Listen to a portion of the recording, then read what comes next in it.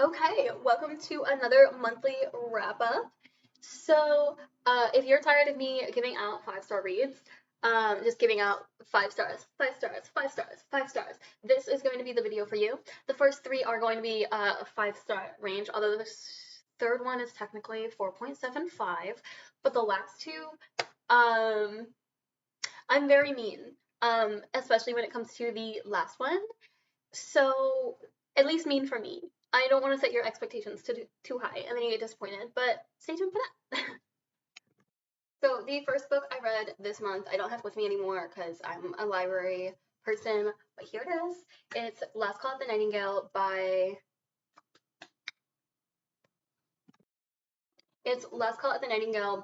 Catherine Shellman. And oh my god, I loved this book. I actually found a video in which I did like a review on it, but then it got no views, like not a one. So then I deleted it. Um, yeah, oh my god, was this book good. It's 1920s. There's the main character goes to a speakeasy. She frequents there a lot. She has a best friend who's like kind of like a waitress there, and um she and her friend discover a body that has been murdered, and it kind of like kicks off from there. I feel like if you're going into this looking for like a murder mystery that's going to be like super like intriguing, and you're like, I want to know who's the murderer. That's not what you're going to get from this book, because oh my god, the characters just steal the show. Like, we have so many good characters. We have the main character, who is just wonderful in her own right. Um we have two love interests. She's a bisexual main character, so we have one, the owner of the speakeasy, um, Miss Honor Huxley, and they have, yes, the first page, the first interaction they have, I'm like, oh my god, I'm going to like eat this up. And then throughout the entire novel, I don't get that feeling at all. Like, I'm told there's supposed to be like tension and stuff like that, but I wasn't feeling it. And then her last scene knocked it out of the park again. And I was like, okay, no, I'm back in the game. I'm back in the game. I see it. I see it. I can't wait to see more of it. This is the start of a series. The second book comes out sometime within the next couple of months. So I'm really excited about that. Because it was just such a good book. So that was the first love interest. The other love interest, he is his name is Leo. He is just a rich white man. And sometimes like sometimes his rich white man shows and he's called out for it, and it's actually just great. But yeah, he's also like all of both love interests are very morally gray in that like one runs a speakeasy and like does what she has to do to like keep that running and keep her and her employees safe, whereas he's like morally gray. Okay, so yeah, like they're both morally gray. I had to cut out a spoiler, I'm so sorry.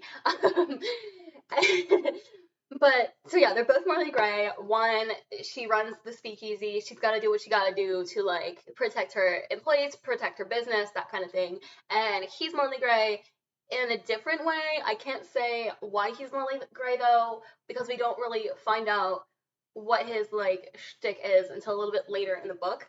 Um, but yeah, so that's a thing. Love them so much. Loved. What was her name? B was her name. I absolutely loved B and the main character's relationship. I don't remember the main character's name, and I cannot be bothered to look. So just bear with me, I guess.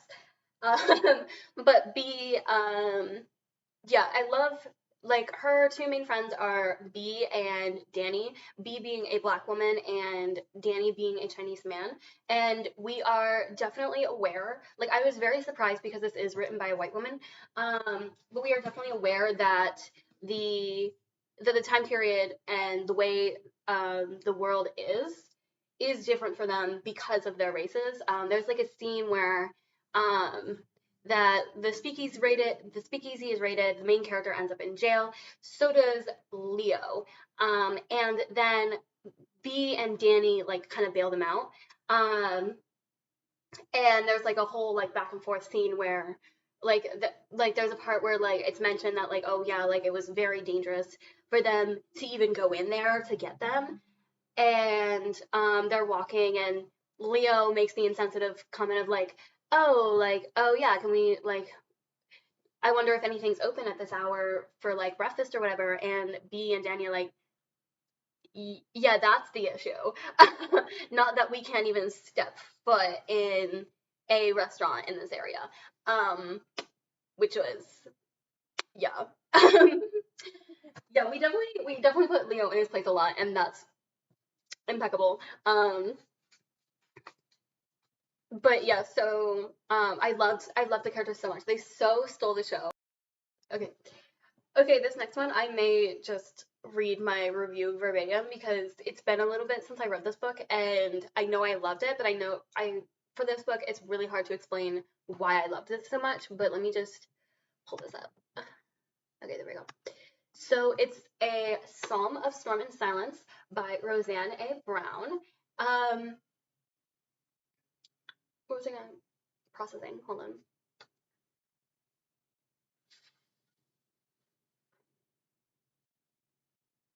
Okay, so yes, it's the sequel to a Song of Wraiths and Ruins, and a little shtick I have is I am terrible at reading continuing series. So I'm very proud of myself for actually reading the second book after having loved the first book. We got to the second book, and we got to the second book fairly quickly. It's only a duology though, which makes sense. I absolutely love how the second book unfolded. Like this book is everything to me, just because it's everything I loved about YA fantasy growing up, and then also like it deals with a lot of heavy topics, and I feel like it does it really well. And I know I would have felt so seen reading this book as a teen. Oh my god, battery saver. Hold on. I don't know how it splits. I don't know why I'm continuing, but can we? There we go. Okay. So yeah, this book is everything to me. Had I read this when I was a teen, I would have felt so seen. And I just chef's kiss to that. The characters are amazing. We got introduced to so many fun characters in this second book. Carkal and Ife truly gave me so much life. I love those characters so much. There was also like I love reading a book and like recognizing tropes. And I don't generally recognize tropes, especially in like fantasy and stuff like that, because I genuinely like as much as I absolutely love and would die for it, I don't read it very often. I'm also, if you have any like adult fantasy, like books written for like people who are adults, the characters are adults, please drop them in the comments below. And don't say Court of Thorns and Roses. I will smack you. Don't say it. Don't say it. I'm not gonna read it. Um, but because just like something that gives a similar vibe to YA, but the characters are all adults. I would love it. I would love it. But yeah, I loved. There was a trope that happened, and they like walked into this place, and I went, I know exactly what this is. I know exactly what's gonna happen, and then it happened, and I was like, hell yes, I love that trope so much. It was so good. I don't want to say the trope because I don't want to spoil the scene or whatever, but yeah. Also, like the faceless king and the way that developed, try not to spoil, but it was such a subtle shift over time, and I would die for it. Um, there was also Malik's character arc throughout this thing, because I feel like this might be a thing that like I feel like older YA was too scared to do, but they really like Roseanne. Yeah, Roseanne Brown really just she wasn't afraid to make her characters morally gray and like make mistakes, and they're usually and like the mistakes that these characters are making are like big and catastrophic mistakes that they have to come back from, and love it, absolutely love it. Also the ending, loved it. I don't want to spoil it again, but like I really really love the ending. Okay, this next one that I read, ugh, I would literally die for this book. Okay, it's Breaking Character by Lee Winter. I wish I owned the book, because I totally borrowed it from the library. Also, like it's an Australian publication. I don't know how it ended up in my Philadelphia Public Library, but it did. It's the only one of her books that ended up there, which is heartbreaking. But um, So basically, there's a couple things happening. We've got two main characters, Elizabeth and Summer. They are both working on a medical drama. Elizabeth has been working on the medical drama for a while. Um, and when I mean medical drama, I mean like they're actors. Okay, I didn't explain that. But they're actors. So Elizabeth has been working on this medical drama for a while, whereas Summer is just newly introduced to the show. And we actually spend, I feel like, a very limited time on that set. But I feel like you definitely have to like read past the first page for this book because I feel like the first page gave me the inkling that this was going to be a cheesy, very badly written story. And then I continued reading and I was like, oh no, this is anything but. This is anything but. Like Elizabeth's character arc, exquisite. Absolutely exquisite. I have never seen like I don't think I've ever read something so well written. Ever. Like it's just well, that's not true. Let's but like especially like I think maybe this is the most well written and intricately done and so well done romance novel I have ever read. It's fake dating. It is Grumpy versus Sunshine, and that is, I mean, versus ex Sunshine, and that's where her writing starts to fall flat a little bit, and specifically with the Grumpy versus Sunshine dynamic, because I feel like you have to be very careful with the Grumpy ex Sunshine dynamic to not go too far with the Sunshine character and infantilize them a little bit. And I feel like we did get the grumpy, oh, the grumpy character isn't all that grumpy. And then with the Sunshine character, we didn't, like, there was a lot of times in the, like, media and stuff that the media in the book and stuff where Summer was being a little infantilized. Like, she needed to be protected from Elizabeth as if Summer wasn't a 30-year-old woman. And like there was also stuff in the media that was like, oh, the Ice Queen, about Elizabeth. And we got like stuff that was kind of like outwardly speaking against that, but we didn't really see that as much with Summer and not infantilizing her so much. So I didn't it's a very hard line to toe. It is. I understand that. A good example of a grumpy versus sunshine, a grumpy ex sunshine character working is if you watch New Girl, Jess and Nick. That's that's that's it working. Not in this book. I feel like I'm really dwelling on the bad parts, but it was just a small teensy tiny part, and yeah. But the fake dating, beautiful, magnificent. I like fake dating apparently. I'm trying to pull up my review a little bit because it's been a little bit since I read it, but I know that I want to hit all the points. Oh, yes, it is such a slow burn. And I love a slow burn. I didn't know I loved a slow burn until I read this book. Although I think on Storygraph it says it's medium paced. I'm like, no, slow burn. So it's a slow paced book. That's the only one I know where the pacing is. If it's a slow burn romance, then it's a slow paced book. That's the way that works. I think. I don't know.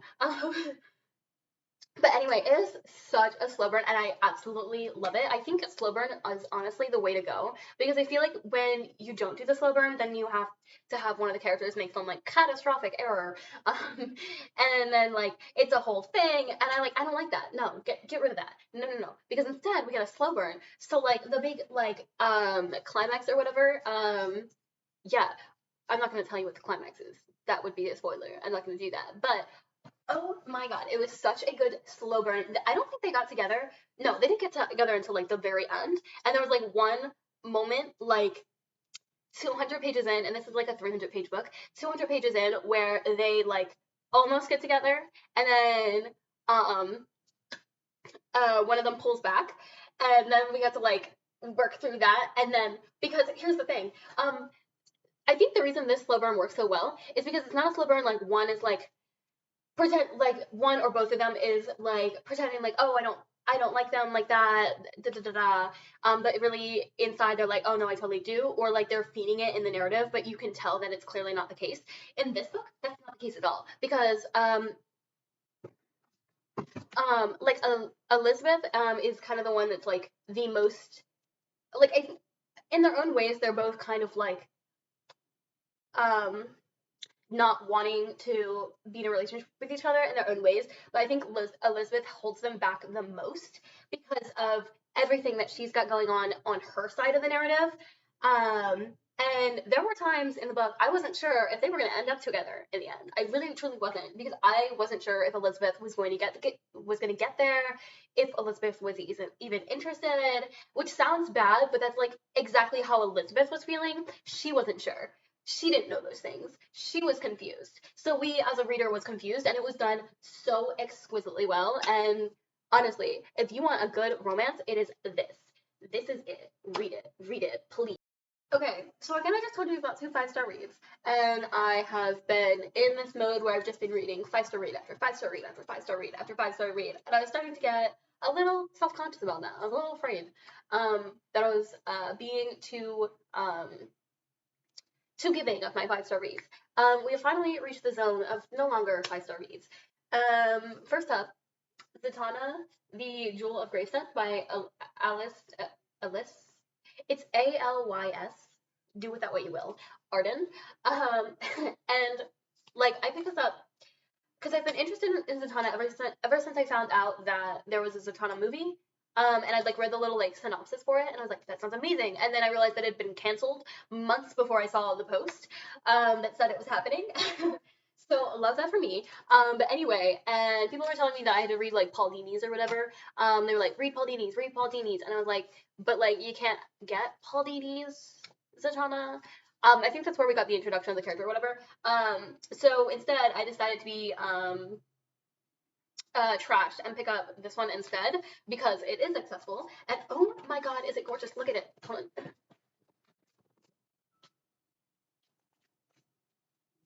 Like, shut up. It's literally the most gorgeous artwork I've ever seen. Just like ever. Hold on. I feel like I just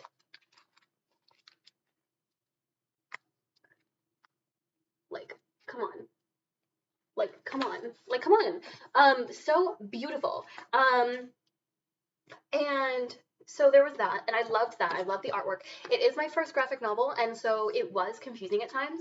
But I also don't feel very fulfilled by the end because there's like a secret plot happening, and then there's the like main character's driving force, which is different because she doesn't know the secret plot is happening. And I feel like we wrapped up the secret plot really well, but we did not do anything. We did not tie up the loose ends to the main character's driving force at all. I don't feel like. And so I felt very unfulfilled at the end. I think this is a standalone, which is very disconcerting because I feel like I wasted my time. We wrapped up a secret plot, but we didn't wrap up the main character's driving force. The thing we were rooting for. Huh? I don't understand. And like the ending was also like it was like a confusing clash of action, and again probably confusing to me because it was my first graphic novel. And then it was like, oh, now we're done. We've revealed the secret plot. It's wrapped up. We're done. And I was like, no, we're not done. What about what the character was fighting for this entire time? What about that? Huh? But I guess I'll never know. So I feel like I kind of wasted my time. I rated it 3 stars. But me saying I kind of wasted my time makes me feel like I should have rated it lower. But the artwork is so gorgeous, and I love the vibes. The vibes are good. It's just okay. And so now we're on to the final book I read this month. And it's another not a fun time, like worse than the other book though. So in that way, I feel like this doesn't deserve 1 star because this book, if anyone deserves a 1 star, it's this book. I actually rated it 2 stars, and I'm not entirely sure why. But it's The Queen of Hearts by Kimmery Martin. Kimmery Martin was, I think she was an ER nurse. What was she? No, sorry. She's an emergency medicine doctor. Very different things. I guess. I don't know. So she had worked in the medical field previously, and you can definitely tell by this book. But when you read this book, you can tell she was working in emergency medicine as a doctor. I picked this up because I was like, oh, I like Grey's Anatomy, so I'll like this. Right? No, not at all. Not a 1. So the thing is with this book is the whole shtick is these 2 women, they are in the medical field. I'm sure they're probably like 40 now at this point. Wait. Yeah, no, they're definitely 40 because in 1999 they were 1999, 20 years ago, they were in their early 20s. So yeah, that would make them in their 40s. So they're in their 40s. Um, and so I said this book is fine. I knew what the big secret was from the outset. Because it's a very predictable read. The characters are unlikable. Now I don't care. Like I'm not the type of person that's like, oh, I know where this is going. Because as I said with A Psalm of Storm and Silence, there was a trope, and I knew exactly what was going to happen.